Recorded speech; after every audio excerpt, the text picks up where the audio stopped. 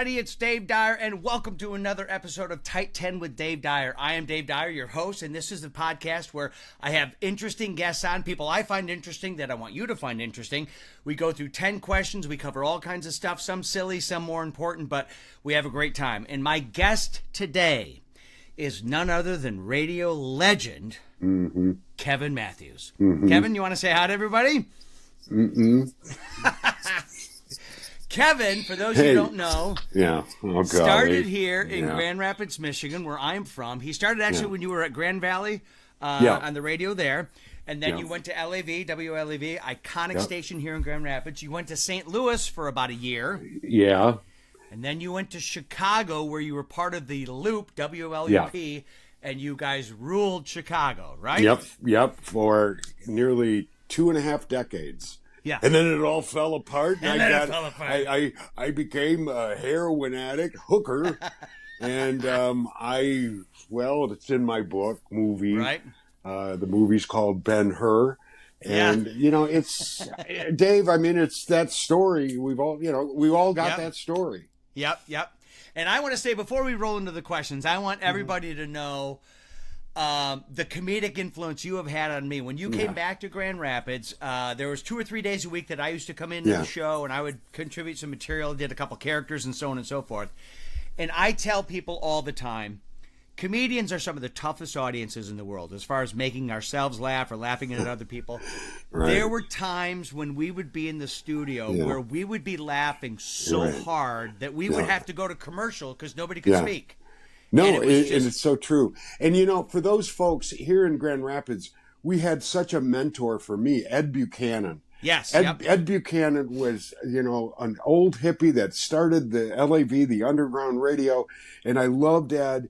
And I was up by Ed's house today, and I really miss him so much. Oh, I do too, yeah. And, Ed used to just be part of the balls that were juggling in the air. He just wanted to go home and go. He wanted to go to Bob's Bar and drink. And it's like, would you guys shut up? Can I get out of here? Yes. And it was such a great time because all we did was laugh, and the stuff we were thinking of was so morbid and stupid and funny. He had ironically turned from being the rebellious hippie that started that radio station to be the chaperone at the end of his career who was like, I'll turn this car around now, goddammit, Every day. And then as we got towards the end of the show at 10 o'clock, he's going through withdrawals, alcohol withdrawals, because he wanted to get up to Bob's Bar. But I'm telling you what, Dave, those are some of the best times I've ever had behind a microphone with you. Yep. And I mean that, man. We had a great kill time. Me. And I used to tell Ed, whether he realized it or not, that indirectly or directly, he was very responsible for me getting into stand-up, because years and years ago, it was either 9 or 10 o'clock on Sunday nights. There was the Ed Buchanan Comedy Hour on WLAV, and I used to sit in my bed with a little transistor radio and the little one earbud, and used to listen to that, and just absolutely fell in love with stand-up because he had that show. Yeah, and he had all the records. What's so sad is I found out after Ed died, he didn't record any of that. It was all, or he just got rid of it. Excuse me. And it's so sad because I do have a lot of stuff on archive from Ed, but those were classics. Yep, they were. Great. They were great. Yep. All right, Kevin, we're going to roll into the questions. We got 10 questions. Some of them are a little silly. Some of them are more in depth. And here we go. The first question: you spent a lot of time in Chicago, but you've spent a lot of time in Michigan. Chicago sports or Detroit sports? Which one takes priority? Well, I was born in outside Pontiac, Michigan. So I'm down by Ann Arbor. It was always Michigan. Ernie Harwell, my grandfather, who had cancer and smoked and dropped lit cigarettes down in his crotch, he was a Tiger fan. So I grew up as a Tiger fan. And then when I did go to Chicago, I at least watched and supported the White Sox. Yeah. And the Lions, I have been waiting since birth to win a Super Bowl. So, unfortunately, I don't know if that's ever going to happen in my lifetime. Seriously. Yeah, I know it's a struggle, and it's frustrating being a Lions fan. However, I will say this Dan Campbell era is just exciting and fun to watch. But what do you think he's gonna? What do you think he's gonna do this year? I mean, I think it'll be better than last year.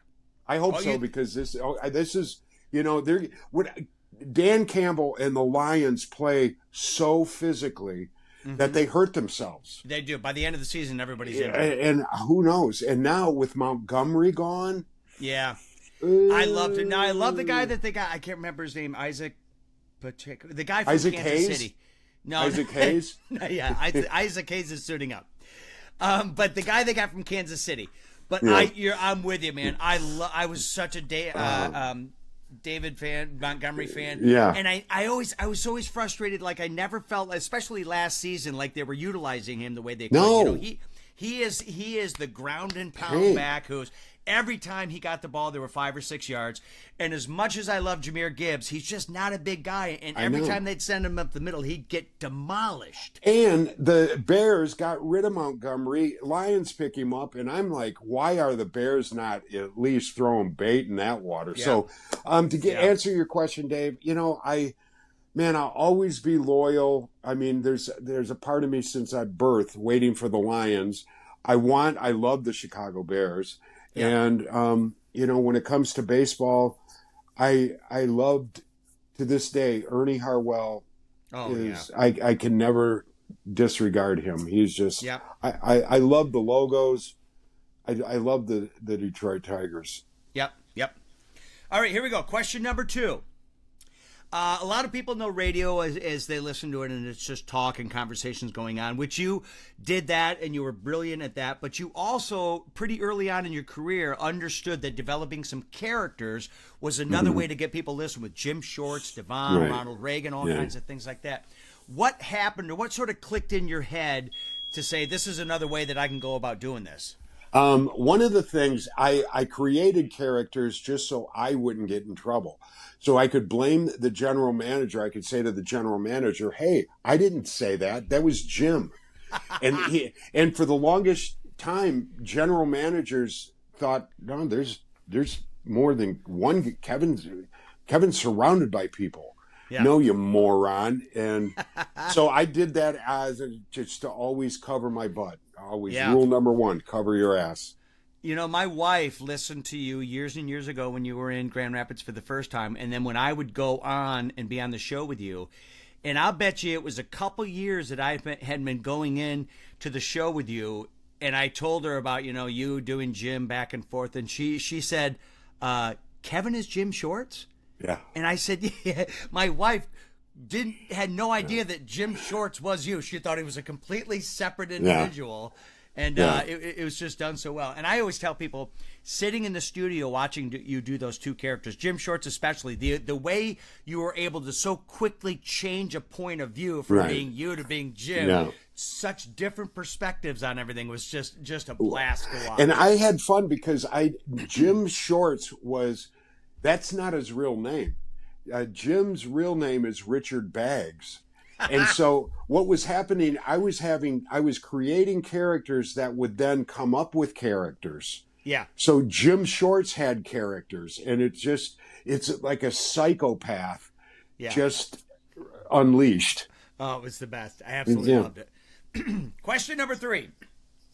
Excuse me. For years, you prompted listeners to shout out Freebird at all different kinds of events, referencing the song by Leonard Skinner. It didn't have to be a Leonard Skinner show. No matter what it was at, you were prompting people to yell out Freebird. So how did that come about, and what sort of consequences did you receive because of it?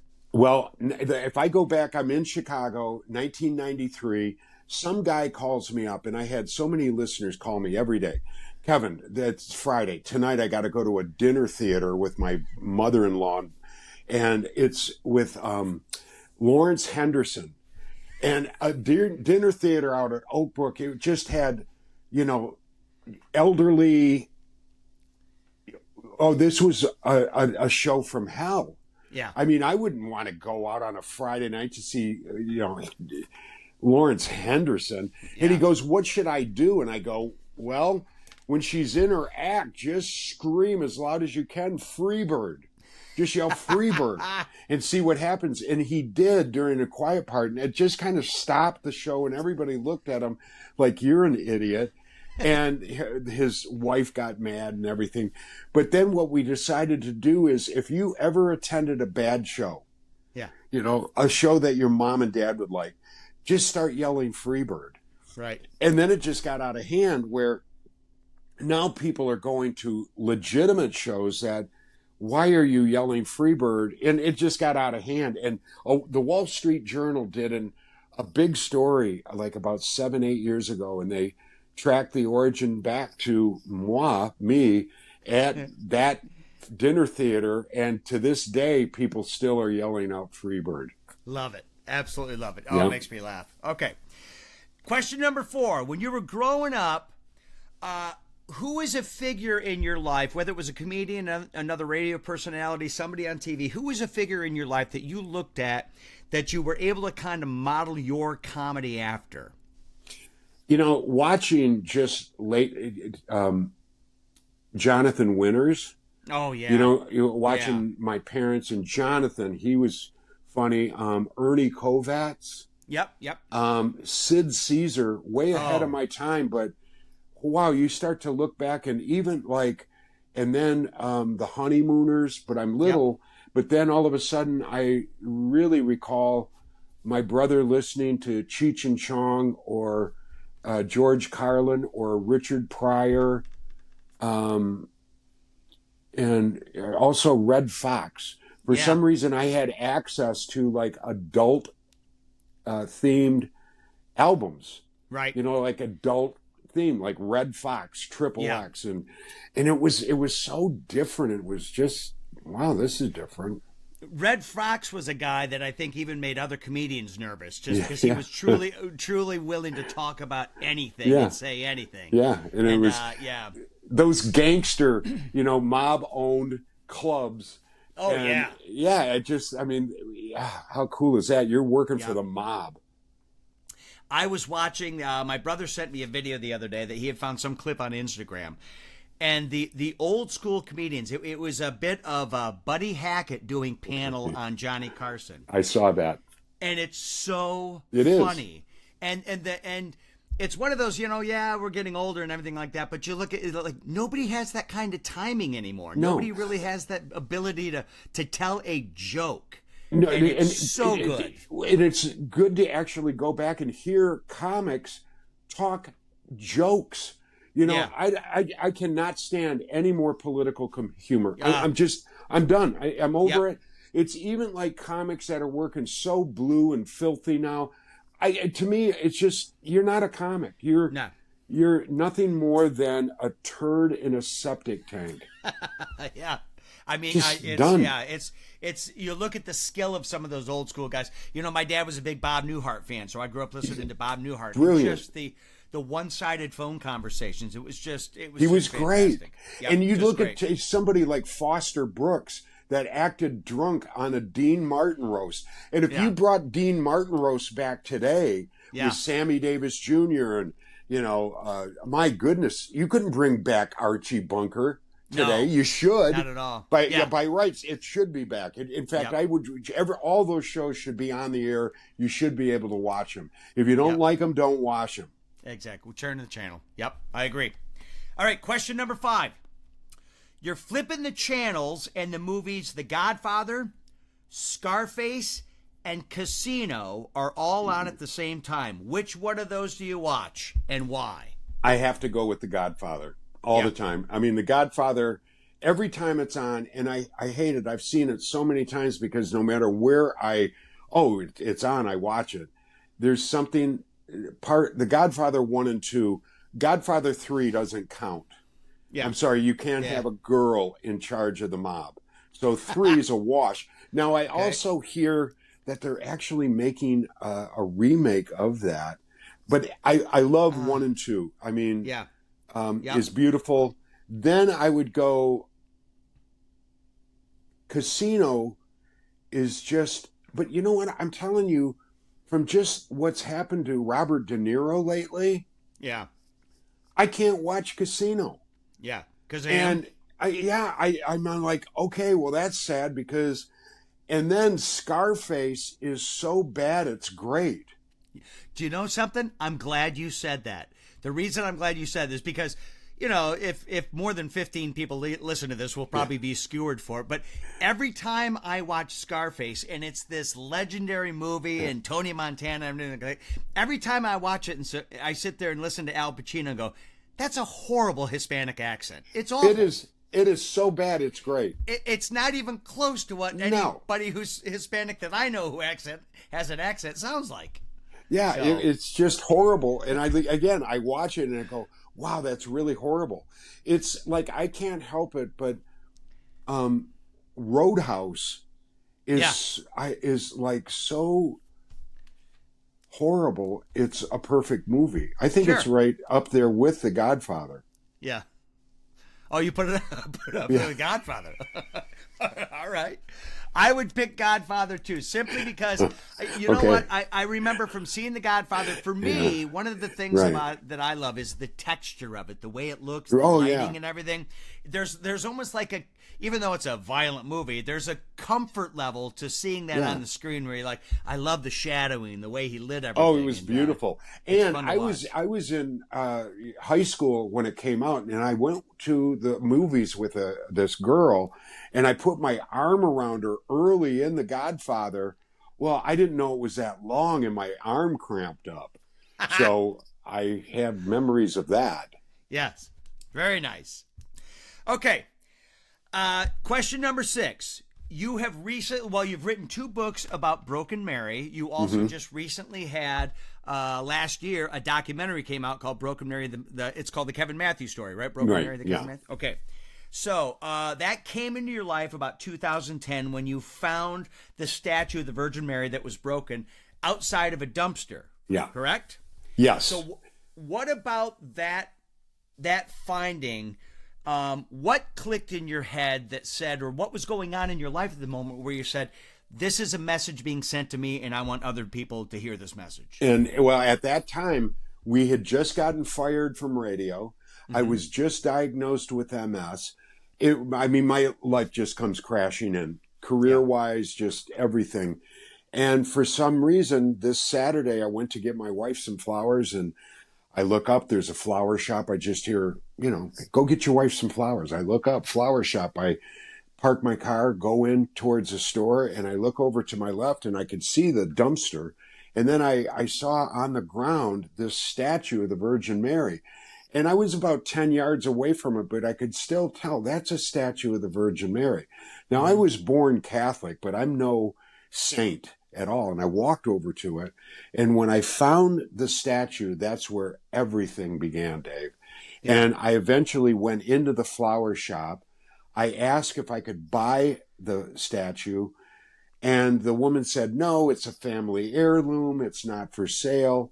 And so what happened was me obtaining the statue. Ended up, and what happened when I got the statue, my life changed. And it's 2 books later, a movie called Broken Mary. And I just got back 2.5 months ago from Rome, where I personally met the Pope. Yeah. And he endorsed this statue. It's a broken statue of the Virgin Mary. I kept it broken because I said, I'm broken, we're all broken, and we're loved by God. And even the Pope could relate to that. He said, yes, this statue does represent broken humanity, but we are loved by God, and he blessed it. And so she's an icon. And it's amazing how many thousands and thousands of people have been affected by this book, brokenmary.com, the Pope, throughout the Catholic Church in the world. It's nuts. And I would encourage anybody, go watch the documentary. I watched it a couple weeks ago. I think I watched it on Amazon Prime. There's a bunch of different places you can go find it. But it was wonderful because it's about an hour long, little over an hour long. The first half of it goes through your career, your radio career, which is just tremendously interesting and exciting. And then the second half is just, as you said, the message of Broken Mary and what it's meant to you and your ability to send that message out to people. And I would encourage people, go watch it. Broken Mary, the Kevin Matthews Story. It's fantastic. And there's no question, Dave, that just wasn't a coincidence that I went into a flower shop, found this Had I not taken it home with me, I wouldn't be here now. Yeah. And it's just people are able to relate to it because we're all broken. Yep. From the Pope to the president to we're all broken, but we're loved by God. Yep. And it's been an amazing journey. Question number 7 is actually just kind of an add-on to this last question. Over all these past years where you have gone out and spoken to congregations, spoken to all sorts of different people about the message of Broken Mary, obviously I'm sure you've had tons of people come up to you afterwards and say, hey, this really affected me, or later on after hearing you speak. Tell me the first story of that comes to your head about somebody coming up to you. When I say that to you, what's the first story about that pops into your head? I've had people that weren't able to move, and they find out about Broken Mary, and they actually start praying. There's one woman in particular, and she had muscular dystrophy, and her biggest thing is, I just want to be able to recite the rosary. And so because of Broken Mary, she started praying, and she started praying to Mary, and to this day now she can move from the waist up, including her hands. Beautiful. And that's just one of thousands of stories, Dave. Yeah. Yep. That's beautiful. Beautiful. Yeah. Question number 8. I'm going to give you 3 names: Steve Dahl, Gary Meyer, Jonathan Brandmeier, all Chicago radio legends just like yourself. You guys all had connection, worked together, and everything like that. So you know these 3 guys very, very well. You're putting together a championship quiz bowl team. Which one of those 3 do you pick to be your teammate? I want to say off the bat, I don't want him on my team as Gary Meyer, because Gary, now when it comes to just general knowledge, streetwise, whatever, he's going to get eaten first. Okay. If he's on a plane and people let's eat him. Okay. He's not going to contribute anything. Steve, I think thinks he knows it all. So I kind of want to go with Steve, but at the same time, I don't see Steve believing me. Like if I said, Steve, it's either A or B, and I say, Steve, it's B. Trust me, it's B. He wouldn't trust me. So I just think that would hurt. And Johnny is either from Wisconsin, always drunk, a lot of street skills, hunting skills. I think he could survive. Okay. There you go. So Jonathan's your answer then, right? Yeah, Johnny would, I think, I want him on my team. Gotcha. Got it. All right. Question number 9. Very simply, what is next for you? What's the direction you want to take in regards to the Broken Mary message? Is there anything creative you want to do? Whether it's podcasting, broadcasting, are there ideas in your head, things you would like to pursue? We're going to end up doing. I'm starting to actually do more programming now, and I'll be able to tell you more about it soon. I'd love to stay close with you. Yes, but I want to do, if anything. I want to do involvement in the entertainment business. For example, today I'm requesting that I have a sit down with Mel Gibson. Oh, nice. So there's some stuff around that is so unusual and so different. The next stuff that I'm going to be doing is very different and very interesting. Okay, nice. Yeah. But good. So we're good, but we got to keep some of it kind of quiet right now. Yeah. Right? Yeah. It's all coming. Yeah. All right. Last question, Kevin. What is your favorite way to celebrate a win, either professionally or personally? Something great happens either regarding your personal life, something great happens with Broken Mary, which kind of melds into your personal and professional life. What's your favorite way to celebrate something good that happens? It really was going back to college when I went to Grand Valley. And have you ever, when your wife is out for the weekend and you've got the house to yourself? Sure. right? And you are like, oh, this is so great. I can watch anything, do anything. And then you go to like the store and you'll buy food that you don't normally eat just to pig on. What I'll do is when I want to celebrate or have a very special night, I'll buy like 7 banquet chicken pot pies and bake them and put cheese on top and put them in a big bowl with some ketchup and just stir it all up and then just watch like Roadhouse or something really cool. And you're eating this big bowl of crap. That when you're done eating 7 pot pies, you want to just throw up. And for sure, the next morning, you're going to clog the toilet. Sure. I mean, major lockup. So that to me is a good night. Beautiful. Mm-hmm. All right, Kevin, that's our 10 questions. Okay, thank you. Listen, what is the best way for people to find you, whether online or the socials? What's the best way for people to get a hold of you? Yeah, if you want me to come and speak or whatever, just go to brokenmary.com, brokenmary.com, and I'm right there. It's easy to get a hold of me. And let's stay close. And I got some comics I want you to meet. That's wonderful. And also, before we go, I just want to remind people and let people know what an impact you have had on me comedically. Thank you, Dave. And all the stand-up I've done, the radio I've done, some of the funniest moments in my professional career have been in the studio with you where we could not even talk. I know. We were laughing so hard. But Dave, I remember when you really started doing stand-up, man. I mean, the moment you were so natural on stage, and you said it. It was comics make me. I'm not easy to make laugh. No, Dave, your stuff. You don't have to say anything, and I'll just start laughing. Beautiful. And I love that. I absolutely, man. You can always make me laugh, and I appreciate it. Oh, great, and I appreciate that. All right, thank you, Kevin Matthews, ladies and gentlemen. Bye, everybody. Again, Tight 10 with Dave Dyer. My guest today was Kevin Matthews. Thank you, everybody. We will see you on the next episode.